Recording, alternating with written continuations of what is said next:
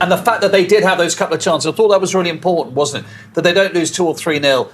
And their crowd have never had an ooh and an ah. I know you don't get anything for that, but they did in the end. Yeah. That was really important. They were shooting towards the crowd in the second half, and you could see, like I said, they relaxed a little bit. You know, they're already behind, so it's just like, let's go and express ourselves. Let's go and see what we can do. And those chances were big chances, and they'll be disappointed with that. But like I said, overall, it's been a great day out here for the football club at Anfield, and you're making memories. And ultimately, that is what the FA Cup is about. You will tell your kids, your grandkids, your family, and that is it. And what jersey will you get as well from the opposition? That was what I was looking at. Van Dijk, he was talking about Salah, who's obviously not here. He was talking about Trent Alexander-Arnold. Yeah. There'll be a rush now from the changing room, won't there? They'll be standing outside like the head teacher's office. Can I have a shirt, please? It's brilliant. And look, we talk about the romance of the FA Cup. We talk every cliche under the sun, but it is an unbelievable occasion. I mean, we mentioned at the top of the show how good the FA Cup is, you know, how mega it is for English football. We talk about the manager coming in. That's his first FA Cup game. We talk about Chiesa getting his first goal here. Yeah. Jayden Danns, being. I mean, you mentioned yourself, Mark, off screen. I think he's the first player since Jason McAteer. Yeah. His first 3 goals are all in the FA Cup. So there's lots of good stories, and even Accrington have a good story. They've lost a game, but they've got a little bit of money, and that money will help them stay and progress further up that league in that League Two. Yep. Some huge bonuses, though, you say, for Liverpool. With this, we're playing again, and just to echo what the boys were speaking about before we went to the ads.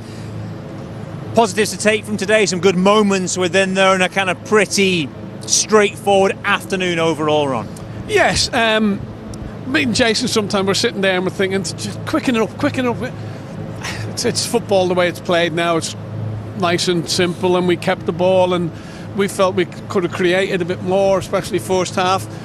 But they've got the job done. They've done it. They're in the draw for the next round. I think that's basically what they want. People have had more game time. So all that has been good. There's been no major injuries, it doesn't look like. So everything that's come out of it has been good. Yeah, and sometimes in these situations we can watch on and we start to get a bit greedy, don't we? Oh, we should be better at this. It should be more exciting. We should be scoring more. But these ties can easily become far more difficult. You can have tricky afternoons where you're struggling to get through. You end up in extra time or having to chase the game. None of that happened today. Liverpool never in doubt. They're through to the next round. They can sit back and enjoy their Saturday and watch other teams go through the mill. Yeah, I was disappointed with the first 30 minutes of the game, to be honest. I felt they come out a bit slow, Liverpool. I think Accrington give them a little bit of impetus to maybe think, oh, well, we're getting a bit more time on the ball. They were playing balls in behind. They got in a couple of times. A bit more quality. They may have opened the scoring. But Ronnie's right. I mean, the scoreline, clean sheet, no injuries. That's how it'll be played out. But for me, I always think when you're the team like Liverpool playing against Accrington, Liverpool, it's on them not only to be professional, but to go about your business where you don't give them an opportunity. You start the game quick, you get into it, you move it, you get yourself in front, you get the second, you get the third, and then everyone relaxes and you can enjoy the day. It wasn't really like that. I was a little bit, not upset, but I was a little bit disappointed with the first 30 minutes. I think we've been spoiled by the start of the season. The amount of great football we've played, the last 3 games, Man United, Tottenham, and today, it hasn't been as good as but we were reaching heights in some of the games we were playing before the last 3 games. And it's like, my God, this is magnificent. This is what a team, the pass and the movement. So I think we're all sort of going, we're not playing as well as that as we were. So, and people are getting a little bit scared, a little bit frightened of it. But we've only lost one of them 3 games where I'm saying we played bad. Standard of football for Liverpool is not as good as it should be, but we shouldn't all get carried away by winning 4-0 in an FA Cup. So I was going to say, we've also been spoilt generally, though, haven't we, over the last period of time? We've not had a lot of difficult cup afternoons or struggled in these games, so we kind of become accustomed to winning and winning well. Yeah, I was just going to touch on what Ronnie said there. Do you know what I felt it was like? There was. If you're wondering why is he puffing a bit, even though he came off the bench and scored, he still had to do quite a serious.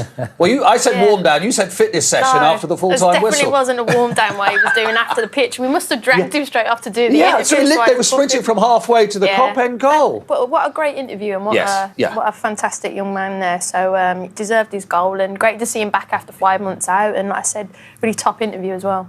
everything that you'd want to see in his goal, Robbie. He wins the ball back, he carries on running forward, with real intensity, and then finishes really crisply. That's what we like about him as a young kid. His attitude is brilliant. I think he's got a little bit of everything in his armoury there. He wins the ball, and he passes the ball. But you know what I love about him, and I think Núñez can learn something off this. The fact is that he wants to get back into the box, whereas sometimes Núñez will get it and he'll pay the ball and then sort of hang back.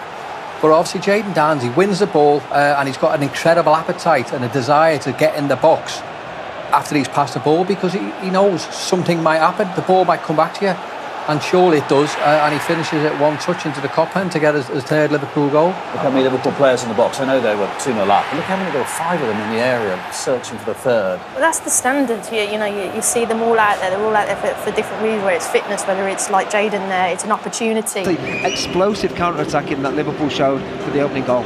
We can see Mel's now. Our camera hasn't frozen. He's got his hat on. He's well prepared for what was a Baltic afternoon. It was absolutely freezing. It was probably colder than the United game here today, would you believe? Because looked at the temperatures, it said it was only going to be 1 degree, but we were warmed up by some really nice moments. And as I said in the commentary with Mel's, all 4 goals were nice moments. The first one is a good moment for me, for Jota. I'm a massive Jota fan. I know you are too. There's a few former players like John Aldridge is a massive Jota fan because he loves the fact that he's a slotter. He can get goals when we're struggling in a game. You remember some key goals he scored for us. That's his first 90 minutes for a good while. That will do him the world of good. Yeah, and one of the strengths he has is the calmness. The calmness that he has inside the penalty, and that's why he scores so many goals. And hopefully that 90 minutes will do him good. Because now he comes into contention for a lot of games. We've got 8 games in January. We've obviously played 3 of them. Champions League action to come as well, and semi-final, League Cups. So some big games to play now, and we'll need him. He could be the match winner in a few of these games. The second nice moment was undoubtedly Trent Alexander-Arnold. What a difference a week makes. We got a lot of stick, didn't he, of certain people after that United game, but I reiterate, he wasn't the only one. Everyone's entitled to a bad game every now and again. Even in the 80s, when we're winning absolutely everything. Ronnie Whelan will tell you down there at pitchside with Mark Benstead. Even Sir Kenny had a bad game every now and again. Rushy, 85-86 when we won the double. Rushy didn't score for 12 games. Kenny persisted with him, and he ends up being our hero at the cup final against Everton. So it shows you what happens, what can happen in football. He was given the captain's armband today with Virgil rested, and on the stroke of half-time, right edge of the area, only Trent's technique can do that. He was unlucky not to score at Spurs with a great goal line clearance midweek. He gets it, pings it top corner. The technique was tremendous, and the crowd was singing his name. Trent turns round, applauds them. Nice. Yeah, I thought maybe he was one of the surprise names on the team sheet. Not many would have expected to have seen him start. He did. He had the right sort of attitude, application, and that's what he's capable of. That is what Trent Alexander-Arnold is capable of, producing an absolute worldie, whether it's an assist or whether it's a goal, which it was on this occasion. No chance for the goalkeeper. And what I liked about it, captain's armband on today, I felt as though there was a good connection. Like you mentioned against United, it wasn't his best performance. He knows that. But this would have been a big confidence boost to him, knowing that the fans are right behind him. There's a lot of noise going on in the background at the moment. That's something we don't know what's going to happen. But at the moment, it's a Liverpool player giving everything. And that was a good performance today, and the fans showed that appreciation for him. And the third nice moment, the third goal, Jayden Danns. Wonder moment last year, wasn't it? You were here down pitchside for us last year when you saw him score twice in front of the Kop on his Anfield debut for the first team. It was such a wonderful moment, and he's had it again in the FA Cup. I think he'd only been on less than 10 minutes when he creates the goal. He picks up the loose ball in midfield, he drives at the Accrington Stanley defence, lovely ball fed out to the right to Chiesa. Chiesa hits it, good save by Krellin, and then Danzy's there, like all good strikers, to slot it in. You loved them goals, didn't you, as a striker? You know what, love the celebration, how much it means to him. It's not a winning goal, it's the third goal against Accrington. The smile on his face, the enjoyment that it's given him there, and he's in the right place just to tap it in for the third goal for Liverpool. It's a big goal because it just put the game beyond Accrington then. Yeah, and he's got 3 FA Cup goals for Liverpool now, all at the Kop.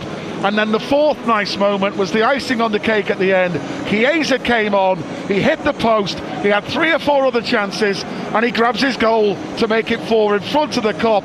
Great celebrations on the bench with Trent and Robbo standing up applauding him too. Yeah, he deserved that. We haven't seen a lot of Chiesa this season, but he has that quality. We knew about that. It's Italy international. denied by the post, denied by a few saves, a few blocks, and that was a nice moment just to seal the game and the result. Nels, enjoyed it with you as always. We look forward to the FA Cup 4th round draw tomorrow. After the break, Mark